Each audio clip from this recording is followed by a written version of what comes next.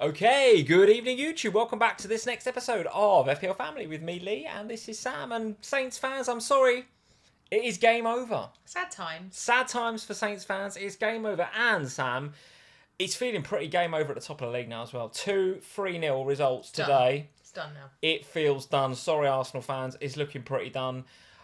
Sum up the last few weeks for us, because City have just put the pressure on and on and on. And I don't want to take anything away from Brighton, by the way, today, because they were fantastic. What a reaction. Surprising. From that 5-1. I mean, De Zerbi is the real deal. The mentality at that club, you love to see it. But Arsenal just crumbled today. Just crumbled. Yeah, and we saw it last season as well, didn't we? I know that Arsenal weren't winning the league last season, but in the battle for fourth last year, they collapsed in the same way that they have this year. Yeah. And, you know, I think the collapse has been less bad this year to what it was last year, so I think they learnt something last year. But there is definitely something in being a club like Manchester City, who have been there and done it time and time again and know what it's like to just go and get points. Without a doubt. And I think Arsenal have put all of their effort, you know, when you think back to games against Liverpool and against Newcastle last weekend, they really went in hard on those games and tried to win them. And then it's the games against Southampton and West Ham where they've dropped those points, and it's those points that are fundamentally going to cost them. And I wonder whether there was a little bit of, not complacency, because I don't think Arsenal are that kind of team, but just not as much grit going into those ones in the opening minutes that we've seen in other games against big teams. Feels like that turning point was that back-to-back draws, wasn't it, against us and against Southampton. West Ham. Oh yes, and West Ham, where they went ahead and looked like, I remember the game at it was at Anfield, wasn't it? Was it Anfield? Yeah, because they came to you like a absolute bat out of hell. It's the best I've seen any team play against us for the opening 20 minutes in like ages. They blitzed us, and then we sort of got back in the game. Mo missed the penalty, didn't he? So in the end, and Konate, I remember last minute could have scored. In the end, we actually could have won the game. And Southampton the same. I mean, Arsenal absolutely killed them and then kind of let them back into the game. So it's a hard one to take, I think, Arsenal fans. It's a hard one to take, but I just don't see you coming back from it. I really don't. No. Saints bounce back next season, or? I think they'll struggle. Sure. I think they might struggle a bit as well. Because I think players like James Ward-Prowse, they're just going to go. And sadly, you know, over the last couple of years, they've lost big voices in their dressing rooms, haven't they? The likes of Højbjerg and people like that who had a bit of grit about them. Yeah. And they're lacking those players now, and if you take James Ward-Prowse and players like that out of their structure as well, I think they'll struggle to come back up. Yeah, so it's looking like Nathan Jones, a bit of a bad appointment, wasn't he? And Ruben Sellers not done that much since he's come in either, has he? No, but maybe he's just to the end of the season, isn't he? Yeah, I think so. Yeah. Anyway, on to more pleasant things. Because sorry to be starting a downer with Southampton and Arsenal. We've actually been I just caught myself on the camera. I've caught the sun. Have I caught the sun today? Yeah, you have. Yeah. Got a little bit like a lobster face. I mean, we were at the same football tournament. Yeah. If anyone's going to go red normally in this house, spoiler alert, it's me. I burn very easily because my skin's very pale. You don't like I've been away at the Costa del Sol. We've been in London Colney for the afternoon. That's where we've been. You've been sort of sat around a beach bar. I'll take it. Beer. I'll take it. I noticed a little bit on the arms as well. Look at that. Wow, very white out there. Look at that. It's very warm here. Oh, get a bit of aloe vera on that later on. Let's say hello to... Why did I go there? I don't know. Let's say hello to a few people. Brian Springer is here. How are you doing, Brian? Nice to see you. John Tyner is in. Hey, guys. Hey, John. Who else we got? Leighton and Justine. He, she, or both of them are here. Hey, lads, Leighton and Justine. Daniel Banks, Rashford's injury and Kepa being dropped equals lots of jam. Yeah, some big swings this week. Some big swings either way, including what has to go down as one of my worst transfer decisions of maybe all time. Do you want to start with that as we get out of the way? Maybe all time. No, we'll build to it. Let me just. I will just tell you guys. It involves selling Purvis Estupiñán. That's all I'm going to say. I've played FPL now for about 11, 12 years. No, it's more than that. What, 13, 14 years? It's 40, I think. Let's say it's 14 years. I can't remember me having, okay, should I do this transfer combination or this transfer combination? And picking the wrong one and it costing me quite so many points. I don't think I've ever done it. It's probably the worst decision I've ever made in FPL. And it's probably going to cost me the FPL Family title. Because going into this game week, this time last Sunday, I was sitting pretty. 20 points ahead. 25 points ahead of us going into this week. I can tell you I'm not now. That's what I'm going to say. I'm going to tell you I'm not now. We'll talk about that a bit later on. Webby is in. Hey, Webby, how are we doing? B is here. Hey, B. Hey, B. Thanks for the Zoom sound, she says. Oh, you're welcome. I hope your haircut was good. B says, thanks for the Zoom sound, because thanks to your advice and that conversation, she is on 76, count them, 76 points this week. B, that is unbelievable. Do you know? Unbelievable. What my conversation with B the other day was one of my favourites, because normally when I get on a Zoom, we they're always all strategy. I mean, there's always a load of nonsense with me first, where I'm doing something bizarre, or I decide to tell people something random that I've been up to. But with B, it did also start random. It spoke about our haircuts that we were both about to go and have. But that's after how the Zoom that, calls can go. Yeah, they do way. start like that. Yeah. But she said, I'm not really bothered about my overall rank. I just need to win this mini league. Right. And well, she's got to be sitting pretty now at 76 points. Yeah, so we literally had the guy that could beat her in the mini leagues team.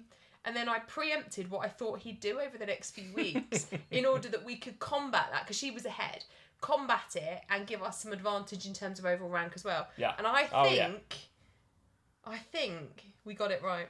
Oh, very good. Well, Daniel Banks is in. He says, congrats to Notts County, Kidderminster and Oxford City. They were the promotions this weekend. And don't we know it, Oxford City? Yeah, it's a bit of a shame that, because, well, not for Oxford City fans, but at the expense of St Albans City. Boo. Got well and truly beaten today. 4-0 the Saints. Yeah. Oh, dearie me. Our local team, St Albans City, looking to get the promotion this weekend, but not to be, unfortunately, not to be. Martin Tricky Swartz, one of our patrons, is in. Martin, how are we doing? Very nice to see you. We've got Christiana Fryer, John Tyner, Paul Cook, FPL Bruno, and a whole host of you, including in-ad moderating, Mr. Top 1K himself, FPL Harry, is here. He just says, happy Estupinian Day, everyone. Well, not for Lee. Not for me, Harry. Not for... Oh, I've just realised I got gone off the bench, haven't I, this week? Yeah.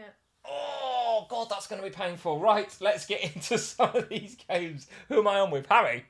I think I'm on with Harry. Is it Harry again? Harry, I paired you and Harry together again. Harry, get in the chat. If it's me and you on Tuesday, I think we're on, because after the Liverpool game, Tuesday, I'm on off the bench this week, and oh, God.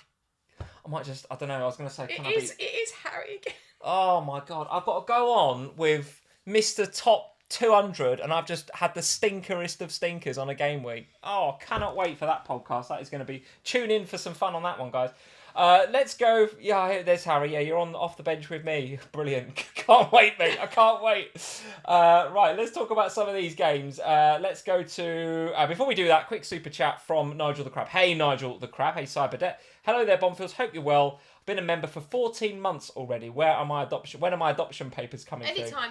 They are lost in the post, probably. Lost in the post. I feel like Simon's become like a surrogate member of our family. He has. That's what this is all about. Yeah. That's why the channel's called FPL Family. We have effectively adopted him as like... I'm not sure he could be our kid. I think he'd have to be one of our brothers. Something like that. Adopt him as a brother or something. Something like that. Where do we go, Sam? The reason... Right, let's just talk about this first. These are... This nice little multicoloured screen here. These are the fixtures for the final 2 game weeks. There is no doubt, I don't think, that United, City, Brighton and Chelsea are going to be worthy of some conversation tonight. So we're going to talk about their games. Liverpool we can't talk about because they're on tomorrow, although they do have 2 nice fixtures remaining. Arsenal, I guess we've got to talk about because 2 good fixtures, but is it done now, etc., etc. So I don't know if we want to go through all of these games, but where should we go as a start for 10? What do you think? Should we discuss the Callum Wilson thing? Should we go straight into the Callum Wilson and Isak thing? Because we went on to Sky Sports News on Saturday morning, and I said to the producer before we went on, this could be a very big swinging game week for us. It big felt like swinging it was going to week. be, didn't it? Because there was a couple of decisions that you made, a couple of decisions that I made, and we were going one or the other way.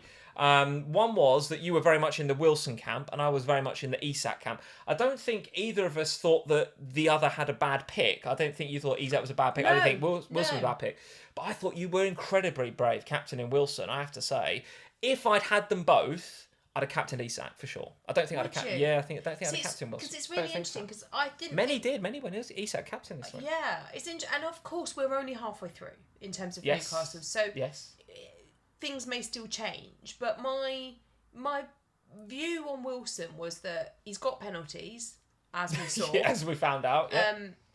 that is such a big thing when I'm looking at FPL players, particularly this in the latter part of this season. We seem to have had quite a few penalties come up recently, so that was one big factor. And another big factor was kind of the form that they were in, and I felt like Wilson was in the better form, and even if he wasn't getting as many minutes as Isak, it was only averaging out at 7 less per match, and I felt like that seemed fine.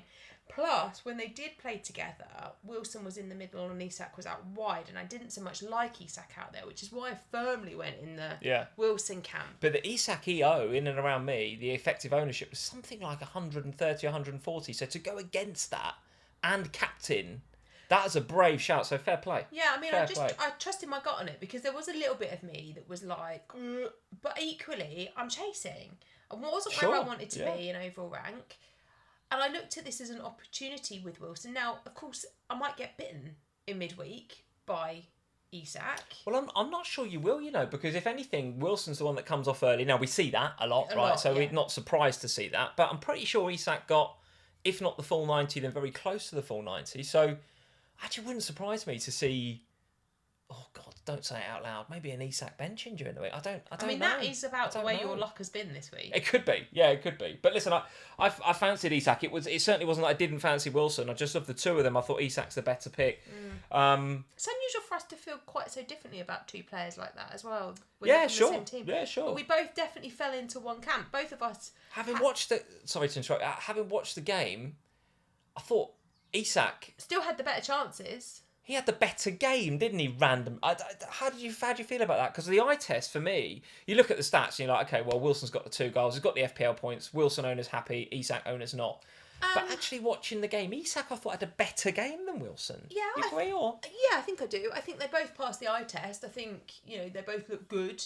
But I did think that Isak was a bit more involved. But then I would have expected Isak to be a bit more involved when he's out wide because he's going to be linking up and connecting the play a little bit more, and he certainly was doing that. I think Isak owners, if you're an Isak owner, you would feel aggrieved, that is for sure, because he did play well and he probably deserved more than just an assist. Yeah, it was the second Wilson penalty that did it really for non-owners, because I think that his substitution was in the making, right? I think his replacement had warmed up, was about to come on. And I think driving back from Sky, I think you and I joked about the fact, and I think I said something like, you watch Wilson get a flaky VAR given penalty because it brushes the knuckle of some Leeds player and it gets given, and that's exactly what happened. And in the end, you get the two penalties. You're always going to get the 3 bonus points with the 2 penalties. That was what did it, I think. If you'd have come out of that game with Wilson scoring a goal, Isak's got an assist, it's a different sort of conversation, isn't it? But the fact you captained him and he got that second penalty, that's done it for you this week. It really has. Leeds, can they stay out? Can they stay out? What did you make of their approach to this game, first and foremost? Well, I think they've looked better. I don't know if they've got enough to stay up, though. I think it's a bit late. I think, had they got Allardyce in 4 weeks ago, maybe, they might have just had enough grit and fight in them to stay up. They certainly tried to disrupt Newcastle's play. They got the draw out of the game, took away the clean sheet again from Newcastle. First 20 minutes, they were like a house on fire. They were, yeah. And Allardyce absolutely got them emotionally charged for that game. I think I said, because we were watching it at your mum and dad's house, I turned to your dad and I said, there's a red in here for Leeds. I said in the first 10 minutes there's a red, and lo and behold, Firpo gets the red. You could see it happening because they'd gone out there, they were diving into tackles. Allardyce had given them the good old, let's up and at 'em, lads, because Allardyce is tactically absolute rubbish, right? He's got nothing about him, despite what he said in his press conferences about being better than Pep and Klopp. He's not. But he gave them the good old, come on, lads, do it for the shirt and all that sort of stuff. And they went out there and absolutely... And the crowd were with them. They bullied Newcastle, and that got the crowd going, absolutely. And Newcastle couldn't handle it. And it wasn't until about 25, 30 minutes in when Newcastle then started to match their aggression and matched their emotion and matched their tempo. Yeah. Then Newcastle's quality started to show through, and this obviously got the 2 pens, etc. But fair play, Leeds get the point. It's still on. They obviously can still survive, but I agree with you. Maybe a little too little, too late. I don't know whether we can. How much can we talk on tonight's FPL family about plans for next week. We can't really because we're in the middle of a game week, as we tend to be on a Sunday with tons of games still to go. So, but I'm going to ask you anyway. We've both got a Newcastle forward. I've got Isak, you've got Wilson. Plans for them too over the last couple of game weeks? Because are there better options there, or you're happy to just stick him in? No double game week, of course, right? So no double game week. But I think I said last week, I do worry a little bit about next week because when I look at my team for next week, I'm benching players I really don't want to be benching. True enough. Because of all the double game week players. So I think Callum Wilson. I think if you've got Wilson and Isak as a double up, I'm not sure you'd want to keep both.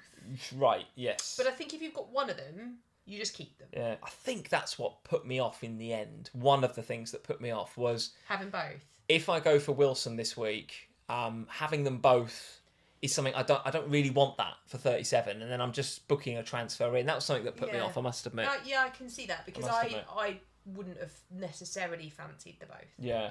All right, let's talk about your boys then. Let's go for Aston Villa 2, Spurs 1. I think I sat here last Sunday and said, pretty sure Villa are going to win that because I think they're going to want it more than Spurs. And if you look at some of the underlying stats from this game, the Spurs were not good. I mean, I've not watched any highlights or anything, but yeah. But as usual, Kane gets his goal. I mean, fairly fortuitous penalty in the 93rd minute, but gets the goal, and with it comes 2 bonus points because that's what he does. What did you make of the game or the result, and where does it leave Spurs for the rest of this season? I haven't watched any of it, so it's very hard to comment on it because Eurovision was on last night. Oh God, so, yeah. I didn't watch Match of the Day. Plus, Spurs Get your priorities right. So didn't want to watch Match of the Day. So I haven't watched it. Where does it leave us? Well, it currently leaves us 7th, level on points with Aston Villa, who are behind us on goal difference. We have got. I don't know. We're going to end up in the Jeff Cakes. I think that is... Europa Conference League beckons, no doubt about it. I think that is happening, and... You and I will both be keeping our Thursday nights free, won't we? I can see it. I don't mind the conference. Like, as long as we don't get thrown out of it because we've all got COVID again, like happened last time. I mean, look, would I rather play in the Champions League? Of course. Would I rather have Europa League football? Of course. Are we good enough for either of those 2 things at the moment? Absolutely not. So, do I want to play European football? Yes, I do want to play European football. So, would I like to play in the conference? Well, on the basis that we're not good enough to play in the other 2, then yes. Will we have the fight to do it? I think we will against Brentford next week. I feel like you're a bit down in the corner of here. So look, you're miles away from the microphone and down. How is this coming across on audio, guys? Can you even hear Sam? I mean, you're like right down here in the corner, just talking into the sofa. Come a bit closer, dear. Come on, come a bit closer. All right, I will. I was quite comfy though. Go on then. You don't want to play in Europa League, or you do want to play in Europa League? A conference. Never mind what you think. Spurs need a new manager. Yeah. What new manager is going to be enticed by the Europa Conference League? And it ain't going to be Pochettino. He's on his way to Chelsea, isn't he, by all accounts? Don't speak to me about that. That's hurting, that, isn't it? I can tell. By the way, so quick, let's go off on a very small tangent. Pochettino at Chelsea, will that work or not? I hope not.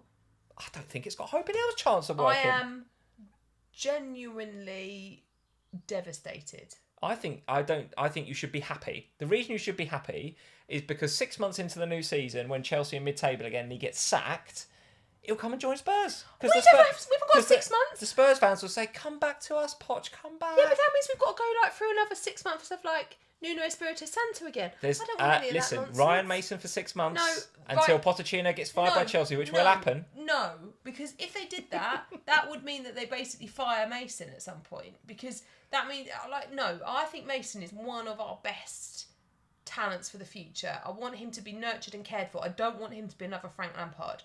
So he needs to go into the coaching staff with whoever comes in next, learn his trade, and then he can be the next Spurs manager. Right, okay, very good. That's enough on Spurs, let's move on. Let's move on. Anything to say on Aston Villa? What are their fixtures between now and the end of the season? Let's have a look at those. Watkins banking again.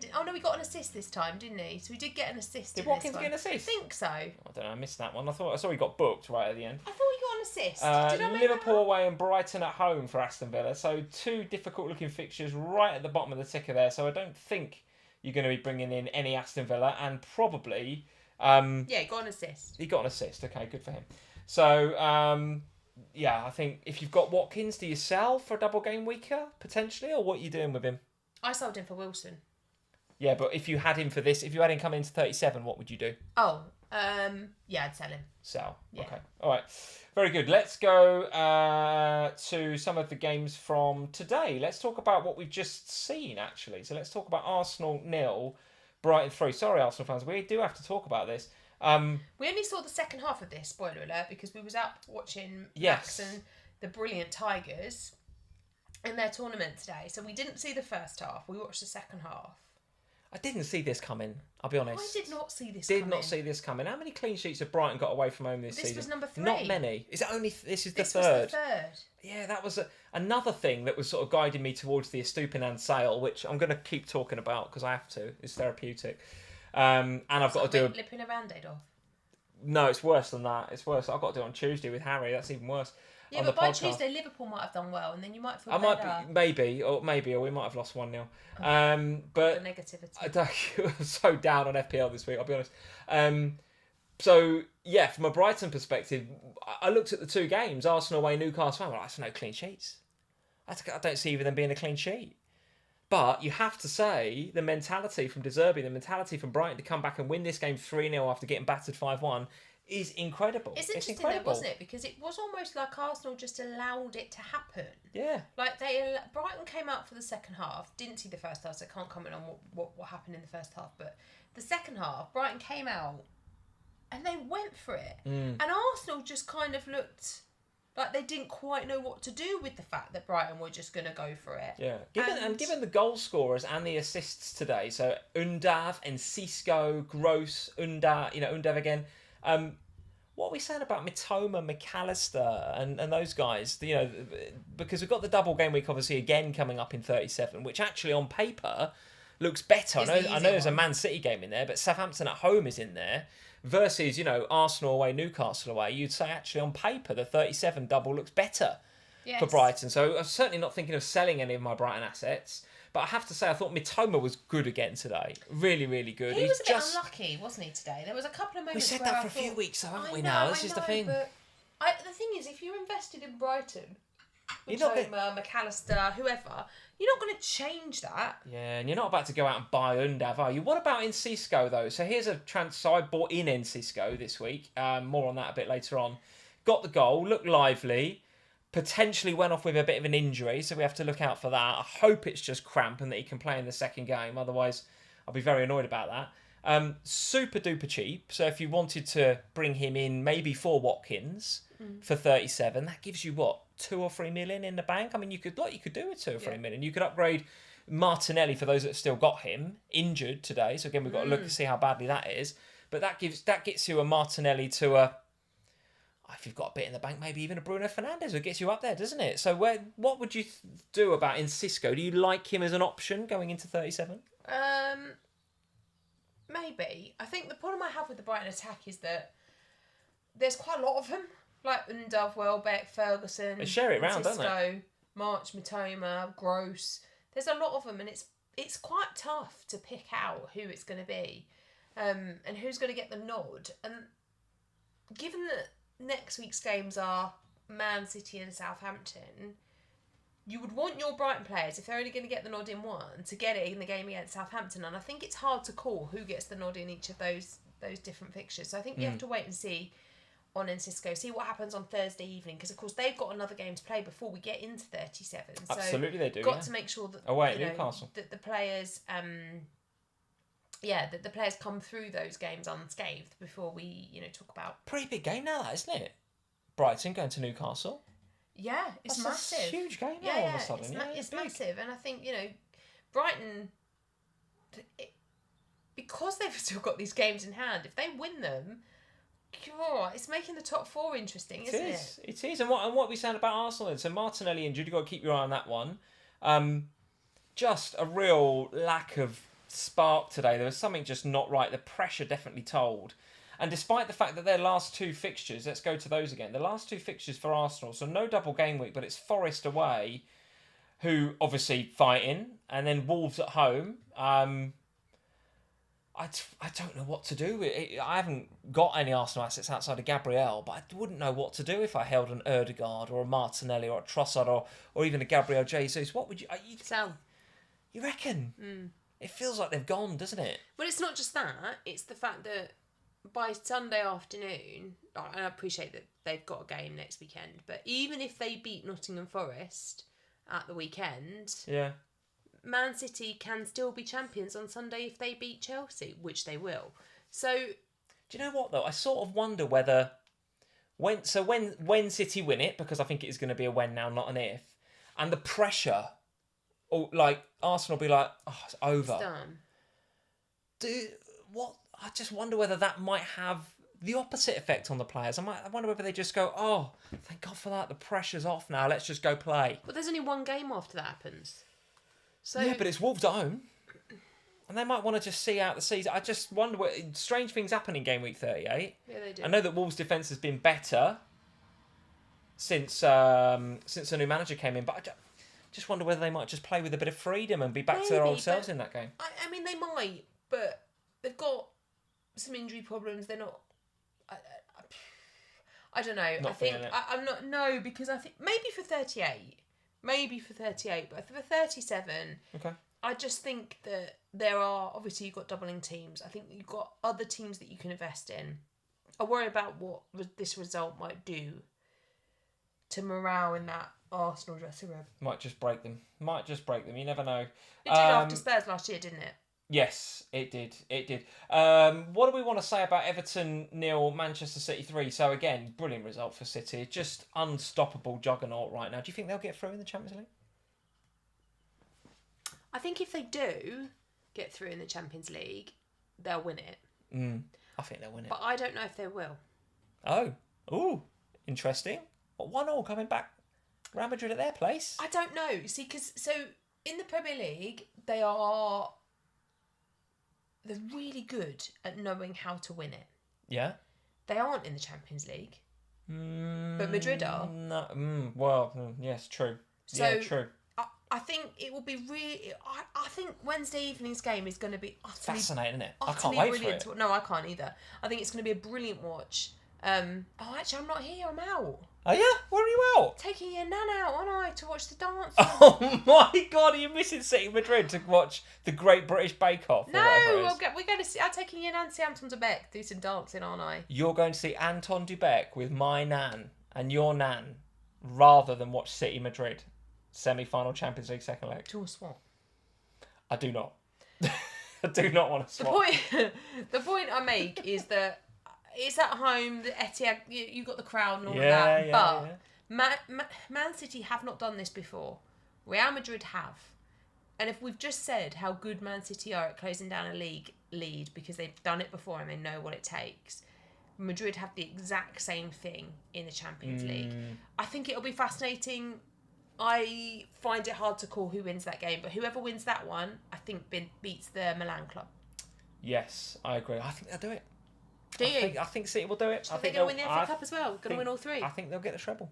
Do you? I do think they'll get the treble. Yeah, I think of the three, the one I'd say they're least likely. I think the one that's the least in the bag is the FA Cup. I think it's the FA Cup. Genuinely, I think they're gonna have.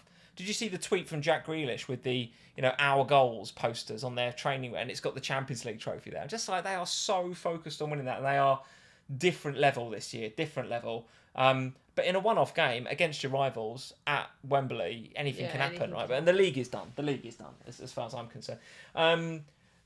Even though the league is done, what are we saying about their players? We've got Grealish and Haaland. Both of us have got Grealish and Haaland. Yeah. You've got Ederson as well. Yeah. That feels pretty good, doesn't it? I think you're probably going to stick Ederson with the clean sheet today.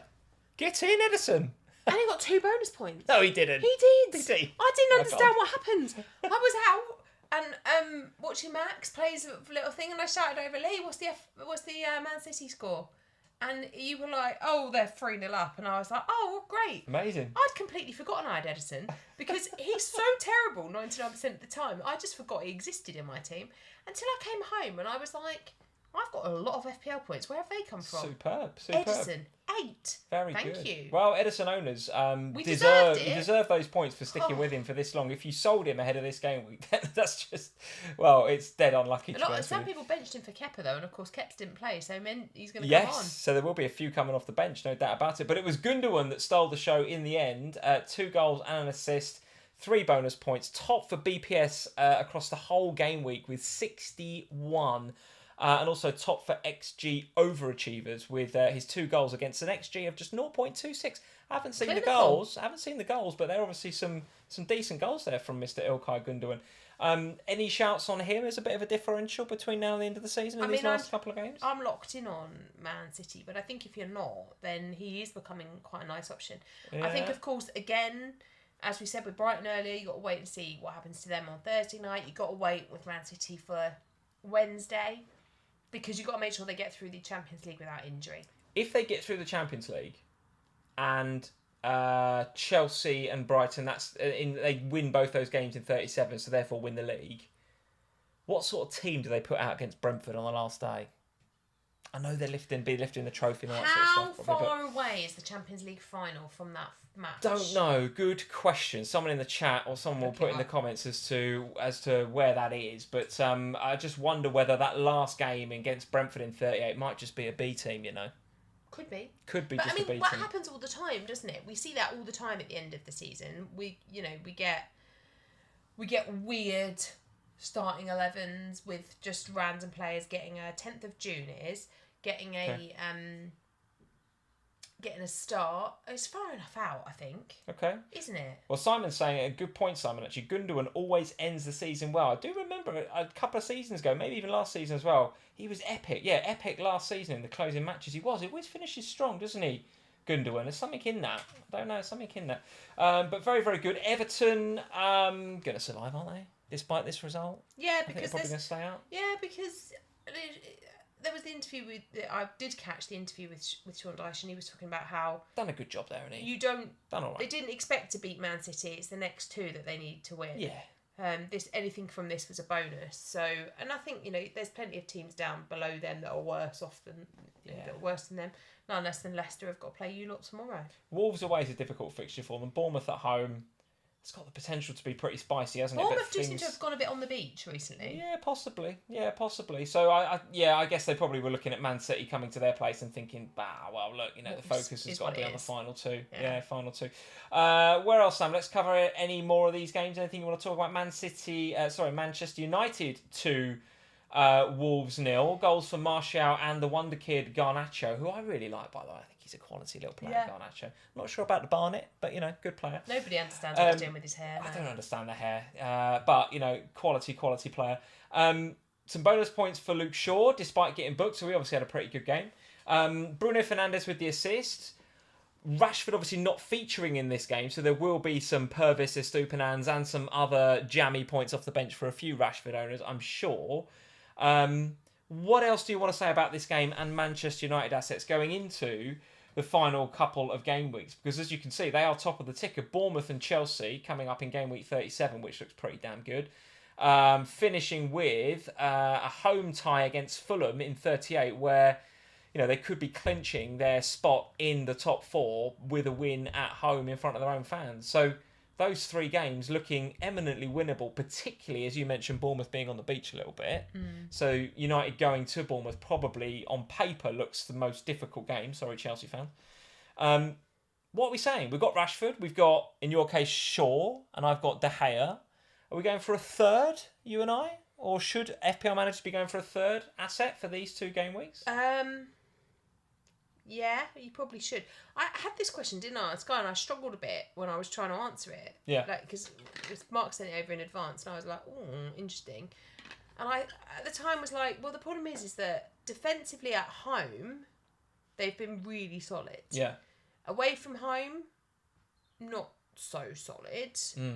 I could see 3 clean sheets there, though. But I could. And I could. But then equally, I hate to say it, because we're trying to chase them down as Liverpool for 4th, but Bournemouth, like you say, are they arsed? Not really. Chelsea, do you see them scoring at Man U? Maybe, but they found a little bit of something. Maybe, but a clean sheet wouldn't make you fall off your chair, and then Fulham at home. That's potentially 3 clean sheets. I think it's potentially.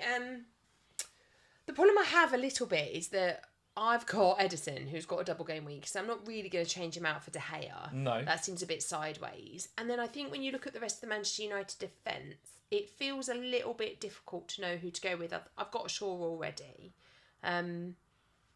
Go Varane, I suppose. Maybe go Lindelof. But nobody else really shouts to me in the same way that Luke Shaw did when I got him. Okay, and outside of the defensive, what about Fernandes? Is it worth maybe a hit to get some money out of Watkins and then put that into Fernandes in midfield? Is he worthy of a conversation? I think potentially if Rashford isn't fit, right? Because that's something we're going to all have to watch for, isn't it? Is that some people told him already. I didn't. I benched him this week, but I think if he is ruled out of next week, then you probably do want to look at a different attacker. And Bruno is probably the one that I would want to ideally get to. Yeah, top 4 chances created. Where's the stat? Here it is. Yeah, top 4 chances created, Bruno Fernandes this week across the whole game week with 5 chances created according to the Fantasy Football Scout members area. So, yeah, very much in and around it. He's also in the top 10 for XG underachievers. No goals for Bruno Fernandes this weekend, but an XG of 0.42. So that to me suggests that he's getting in the right sort of areas and being quite creative as well. So his XGI, his expected goal involvement stats, I haven't seen them, but I suspect that they are reasonable for this game. I suspect that they're reasonable, and he's probably a bit unlucky just to have the assist out of this game. So Bruno Fernandes owners, I envy you because I think he's a nice pick. I think he's a good differential. If Rashford is ruled out, is that where you go? Yeah, probably. Yeah. And even if Rashford is fit, I would consider getting Bruno Fernandes in anyway. Instead of who? I don't know. I want to see how Mo performs tomorrow and how Liverpool perform. You're not talking about selling Salah. No, probably not. But Bruno Fernandes, like I said, I don't see them. I see them getting 3 wins out of that. I think they'll get top 4, and I see 3 wins because there's some nice fixtures there. Where else do we want to go? Anything else that you want to cover before we get into our scores? I don't think so. No, all right. Unless obviously we've still got extra games to come, haven't we? We with have. You lot We have. With Newcastle and Brighton. All right. Well, listen. Let's get into the scores. Oh God, let's do me first then.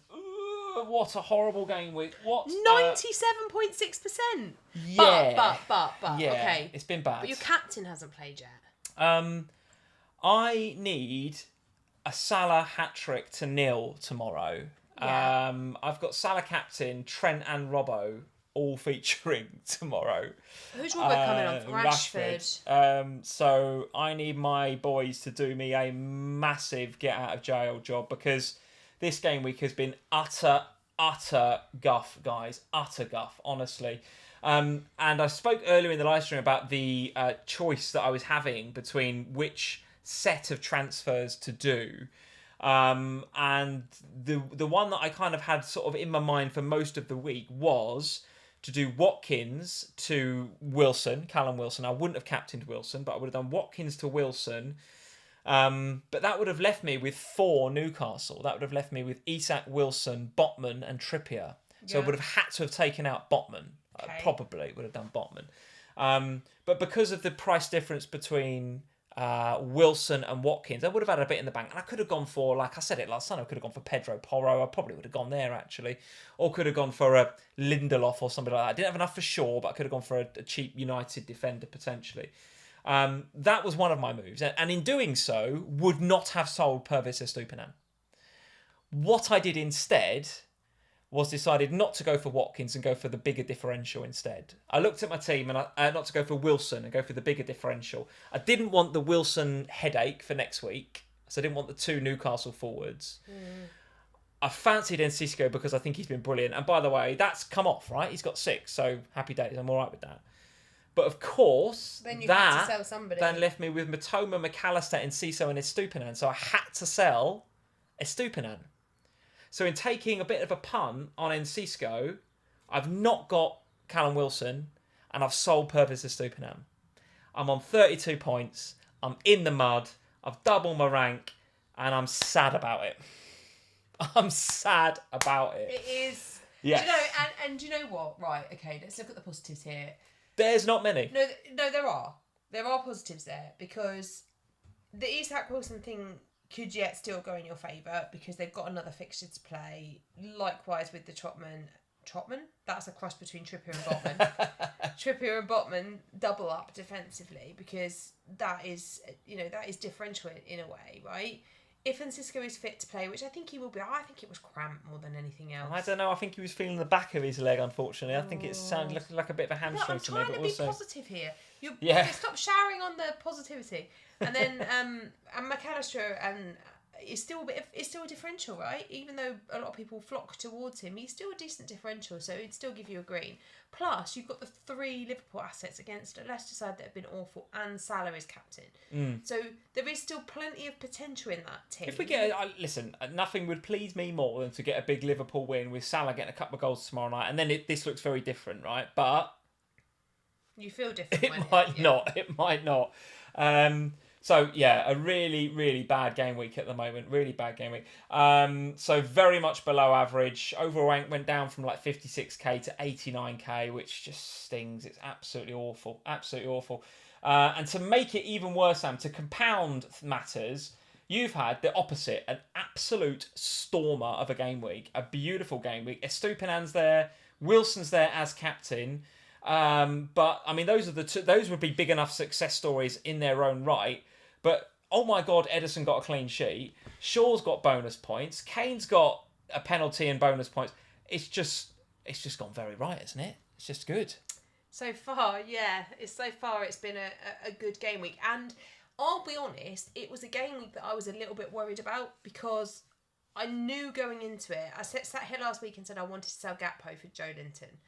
And then I watched Leicester on Monday evening and thought, I can't sell Gakpo. Yeah, don't sell him. I just can't sell him ahead of this. Like, I can't go into that without any Liverpool attackers when everyone's got Salah, and I can't afford to get Salah yet. You watch Gakpo get a couple of goals tomorrow. Oh, please.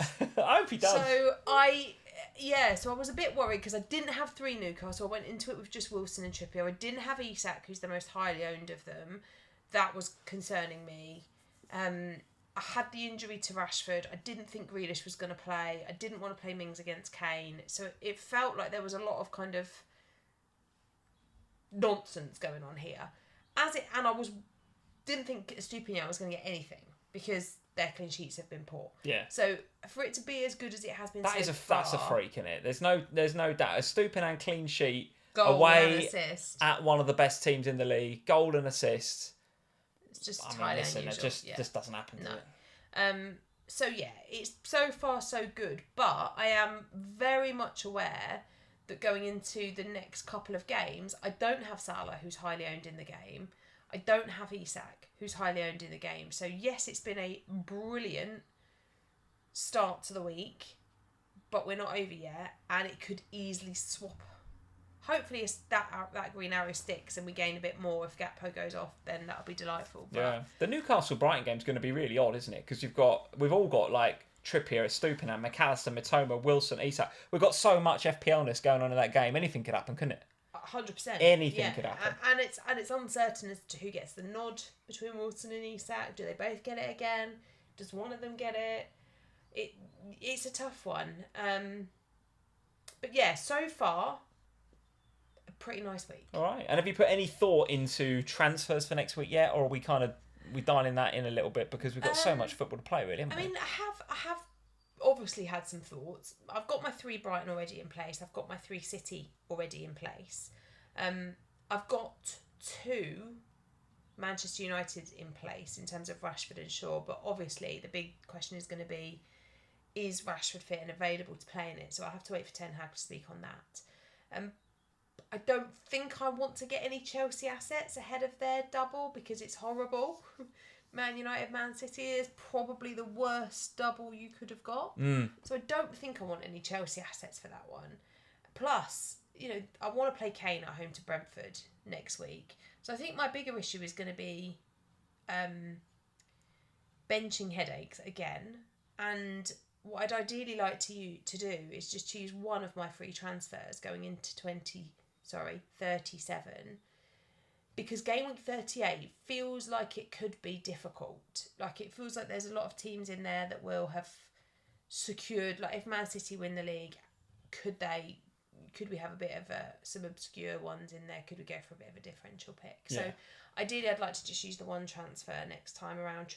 Trippier is on the chopping board though. I think he's got to be, isn't he? He's the one. Yeah. And when I look across that team, if Rashford is fit and available, Trippier is the one I look at and that is a classic. You're my weakest. A classic effective ownership.